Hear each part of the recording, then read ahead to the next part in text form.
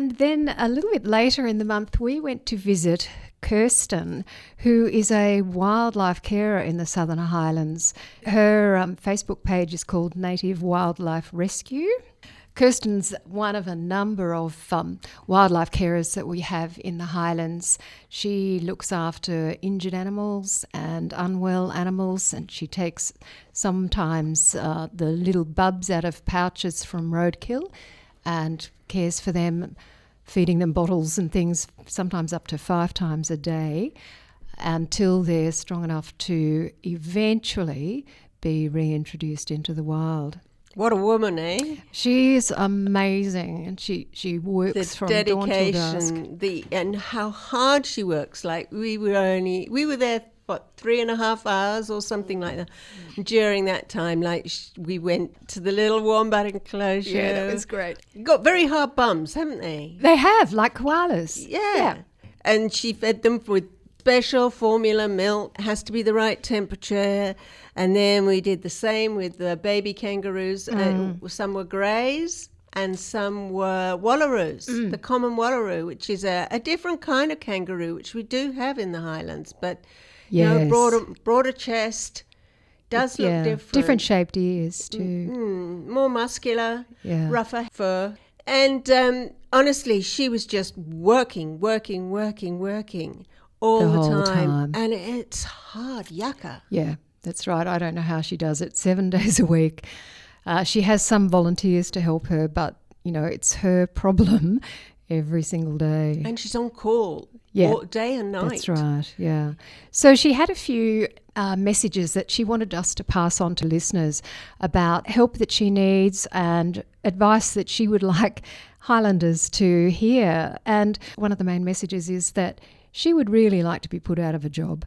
It would be fabulous if she didn't receive as many injured animals and young bubs from killed animals as she does. So, she really does request that we drive carefully, especially at dawn and dusk. And again, if you haven't listened to our video called Why Did the Koala Cross the Road, please check that out and you'll get a whole lot of advice about that. She also has major concerns, as do so many wildlife carers, about barbed wire. Barbed wire is a really huge problem and is the cause for many of her animals to be brought into care. I know barbed wire is the cheapest kind of wire, and that's why people use barbed wire. But really, it is so dangerous, not just for kangaroos that may not make it, for bats, for birds of prey, owls. So many animals get caught, and it's such a slow and ghastly death. And Kerstin was saying that sometimes the animal comes in with what appears to be a superficial tear injury from the barbed wire, but after they've cared for them a number of days, it becomes clear that the barbed wire has cut off the circulation to the end of limbs on some animals, and eventually they lose the limb. Yeah. So that she's cared for the animal for a number of days and then it has to be euthanized. So people with barbed wire, you can put tape on the top string of barbed wire, apparently. I've seen a little bit of this on Facebook and on other wildlife pages. So if you've got barbed wire fencing, particularly that top row, consider putting tape on that. The nocturnal animals can't see the wire at night time. That's apparently part of the cause of the trouble. And the wombats get caught if you've got barbed wire along as the bottom string of your fence. So please really think about that if you've got barbed wire. Spare a thought for these poor nocturnal animals who are just trying to make a living. That's right. And if you do come across an injured animal or you inadvertently injure an animal, call Wires or South Coast Wildlife Rescue. You'll get a carer on the other end of the phone that will be able to advise you. And I think Kerstin could do with some money. Yeah.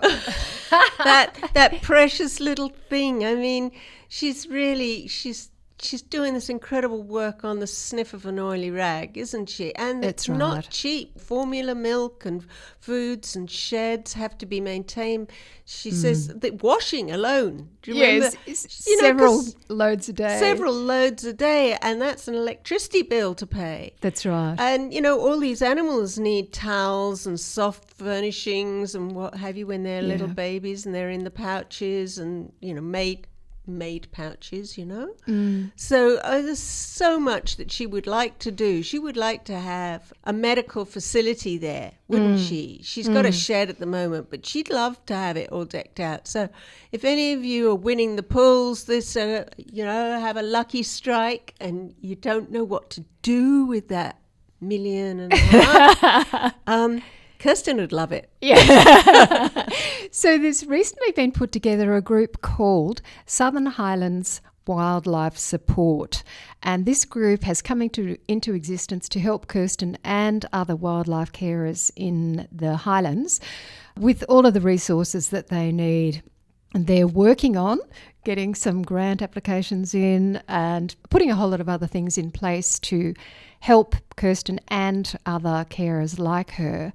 But some particular things that Kerstin asked for and that Southern Highlands Wildlife Support would like us to mention is that it would be great if there were some more vets in the Highlands area who could see injured animals at fairly short notice. At the moment, Kerstin's travelling significant distances with injured and unwell animals, and that's costing her fuel and time and so on.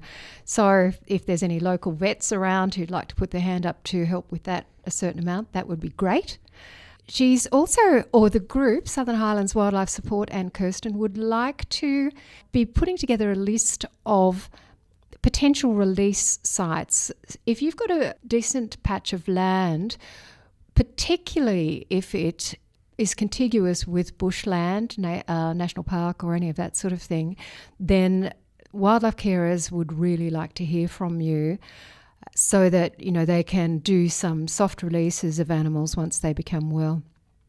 In New South Wales, carers are required to release native animals back into the native areas, and we want them to be able to do that safely.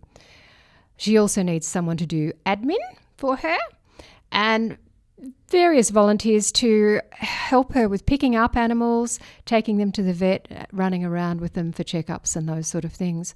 So if you think that you can assist with any of those things, for the moment, the best thing to do would be to contact us at flossandlou@gmail.com, and we'll put you in touch with the relevant people from Southern Highlands Wildlife Support or with Kerstin. Thank you for thinking about all those things, and hopefully we can make life easier for our fabulous wildlife carers. Lou, anything else you want to say about our visit? We could talk about it all day. We could talk about it. We were there a long time. It was an eye-opener, wasn't it, really, how hard it is and how tough it is. Yeah. I mean, the dedication, the only people, it's just like being a nurse, really, isn't it? A full-time, 24/7 nurse. And Kerstin has been doing it for years, as I think. And she's on her own. I mean, these people take on, it's not like they've got a little army, like, Dr. Watsit's going to come and check a wombat in a couple of hours. There's no Dr. Watsit coming to check it. That's right. Yeah, it's very tough. Yeah, so keep her in mind, everyone. Drive carefully and look out for some more information from Southern Highlands Wildlife Support.